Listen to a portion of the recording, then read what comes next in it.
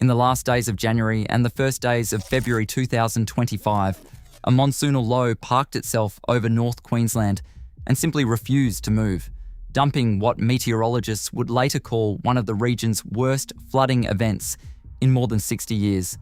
Somewhere in the middle of that disaster, the Ollera Creek Bridge, a crossing carrying the Bruce Highway between Townsville and Ingham, was washed away entirely. Queensland's only continuous coastal highway, the single road connecting Cairns to the rest of the country, was severed in an instant. Trucking companies warned that the detour around the gap would add up to 700 kilometres to essential freight runs carrying food, fuel and medical supplies into towns that were already cut off by floodwater on every other side. In Ingham, a 63-year-old woman died when the rescue dinghy trying to reach her capsized after striking a submerged tree,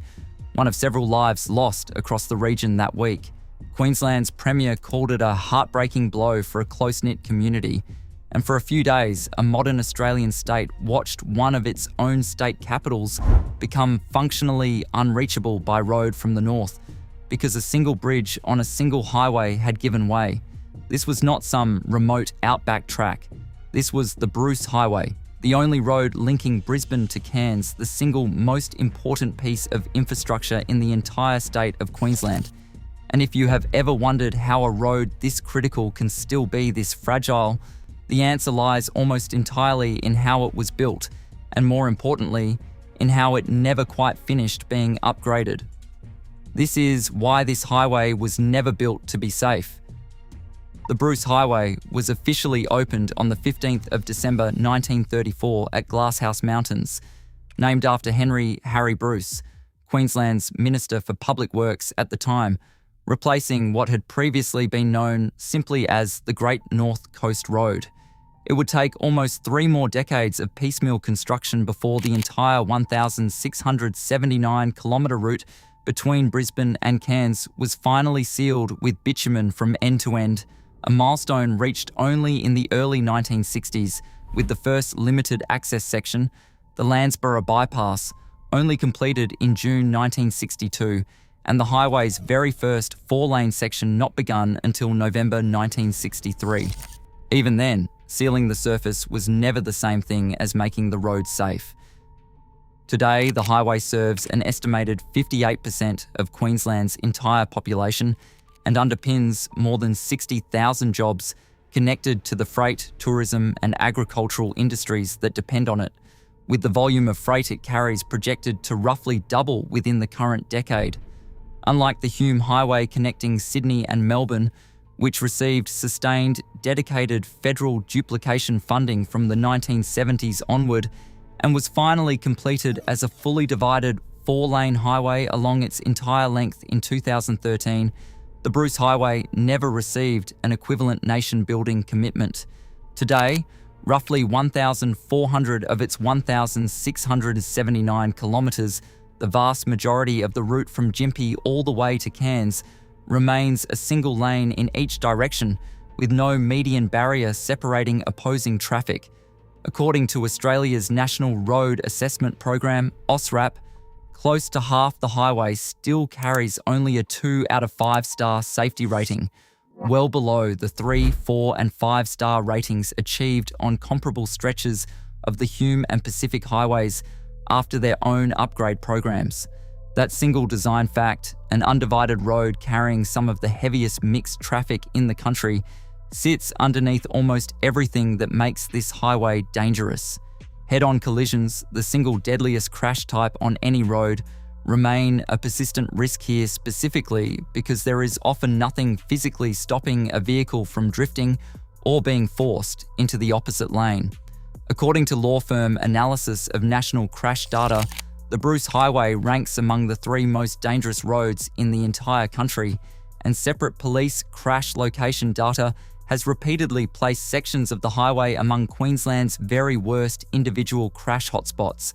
with several of the state's highest incident sites recorded on this single route alone. Queensland's own police and insurance figures show illegal and dangerous overtaking on its undivided sections as the single biggest contributor to serious crashes, ahead of speed, ahead of fatigue, ahead of almost anything else. In the 12 months to early 2025, the highway was linked to 41 deaths, and over a longer 4-year period examined by Queensland media, the road toll along its length reached 134 lives lost, despite carrying only around a fifth of the daily traffic volume of the Hume or Pacific Highways. National figures suggest the Bruce Highway is disproportionately responsible for close to a fifth of the country's entire road toll on major highways. A survey of Queenslanders conducted for NRMA Insurance in March 2024 found that more than half of respondents had personally witnessed a crash on the Bruce Highway at some point, and roughly 1 in 3 described themselves as dissatisfied or extremely dissatisfied with the condition of the nation's longest highway route. Picture the drive the way most people actually experience it. Leaving Brisbane, the highway climbs toward the Sunshine Coast hinterland and onto Gympie, a stretch repeatedly identified in independent surveys as the single most dangerous section of the entire route, thanks to a mix of tight curves merging local traffic and long single-lane sections carrying holiday traffic at speed. From Gympie, the road continues north through Maryborough, past the turnoff to Fraser Island, and on toward Bundaberg and Gin Gin, another stretch consistently named among the highway's worst for fatalities. Further north still, the highway approaches Rockhampton across the Yeppoon floodplain, an area so notorious for flooding that the Australian and Queensland governments eventually spent more than $118 million elevating an entirely new carriageway 3.5 metres above the old flood-prone crossing, a project finally completed in November 2015, 81 years after the highway first opened.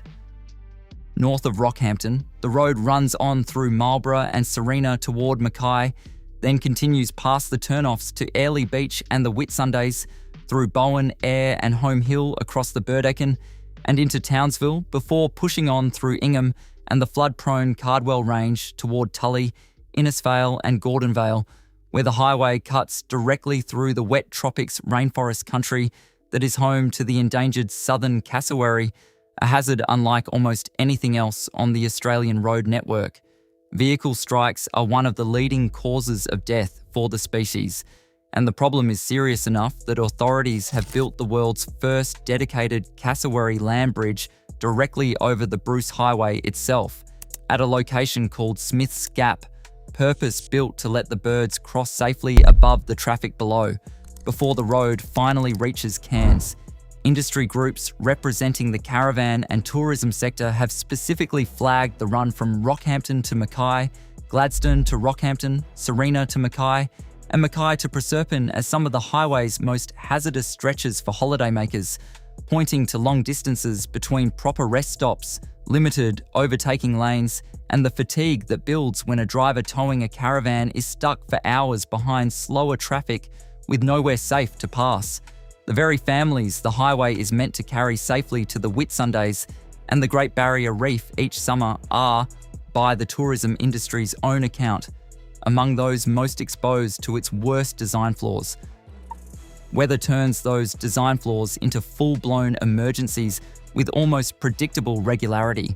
In the space of little more than a year before the Ollera Creek collapse, the same stretch of coast had already been battered by former tropical cyclone Jasper in December 2023, severe Christmas and New Year storms across the southeast, and former tropical cyclone Kirrily in the state's north in January 2024, each one closing sections of the highway in turn. Large sections of the route through far north Queensland's Great Greenway between Townsville and Cairns sit close to sea level in tropical cyclone-prone country, and the highway there is closed for days at a time most wet seasons, sometimes for weeks, cutting off entire regional cities from the rest of the state exactly when they most need supplies and medical access to keep flowing.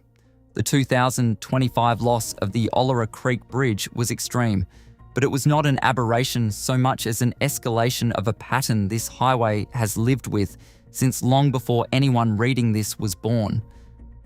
Freight adds its own layer of risk on top of the weather. As one of Queensland's busiest trucking company bosses put it after losing a driver of his own on the highway, Sending trucks up the Bruce feels fundamentally less predictable than sending the same trucks between Brisbane and Sydney, precisely because of the potholes, the outdated bridges, and the narrow shoulders drivers are forced to navigate for hour after hour. In one case reported in 2024, a driver disqualified from holding a licence turned directly onto the highway near Maryborough into the path of an oncoming semi-trailer. A head-on collision so severe that both trucks caught fire, killing both drivers instantly. A tragedy made all the more stark by how routine that stretch of road is meant to be. Years earlier, in the pre-dawn darkness south of Townsville near Ollera Creek, a sedan travelling south crossed into the path of a northbound heavy vehicle just before 5 in the morning. The car's driver died at the scene. The truck driver survived physically unharmed but deeply shaken, and police investigating the crash used it to remind the public of the same handful of risk factors: speeding, fatigue, drink and drug driving, distraction and failing to buckle up, that keep resurfacing on this highway in case after case, year after year. Despite everything stacked against it, the Bruce Highway has slowly been getting safer in specific places, one hard-won project at a time. Individual projects across the state have chipped away at the worst sections in isolation: a $154 million upgrade around Townsville, a $119 million duplication near Ingham, a $10 million creek crossing upgrade at Cardwell, each one valuable, none of them part of a single continuous plan. The Yeppoon floodplain upgrade lifted an entire section of highway clear of regular flooding. The long-running Cooroy to Cora project has been progressively replacing some of the worst curves and single-lane sections south of Gympie with a genuine 4-lane flood-immune route. Townsville finally got a dedicated ring road, removing through traffic from suburban streets it was never designed to carry. But these projects have arrived piecemeal, town by town, decade by decade, funded project by project rather than as one continuous nation-building commitment, the way the Hume Highway eventually was. In recent years, Queensland's own state government has publicly pressed the federal government for a further $1 billion safety package specifically for the Bruce, while a separate multi-billion-dollar federal commitment has been pledged toward broader upgrades along its length, and Queensland's Premier has described the state of parts of the highway in blunt terms, calling it both a national embarrassment and, in places, a genuine death trap. Those are not the words of an activist group or a grieving family. Those are the words of the person currently running the state that highway runs through. If you are ever the one making this drive, and given that it carries the only road access to some of the country's most famous holiday destinations, at some point most Australian families eventually are, treat the single-lane sections the way you would treat any road with no barrier between you and an oncoming truck. Do not attempt an overtake unless you can see the entire lane is clear well beyond where you think you need to. Build proper rest stops into a Rockhampton to Mackay run rather than pushing through in one sitting. Check flood and road closure alerts before you commit to a far north Queensland leg during the wet season, and never assume that because a road carries this much traffic and this many holidaymakers every single year, someone has already made it as safe as it needs to be. In large stretches, nobody has, not yet. Come back to that week at the start of 2025. A bridge that had carried this highway safely for decades simply gone, a woman lost in the floodwater near Ingham, and an entire regional capital cut off from the rest of the country by road. The Bruce Highway remains, by any honest measure, one of the most important roads in Australia and across huge stretches of its length, one of the most dangerous, not because nature is unusually cruel to this particular strip of coastline, but because a road first laid out for the traffic of 1934 has never fully caught up to the traffic, the freight, and the families relying on it in 2026. If this story changed the way you will approach that drive next time, please like and subscribe.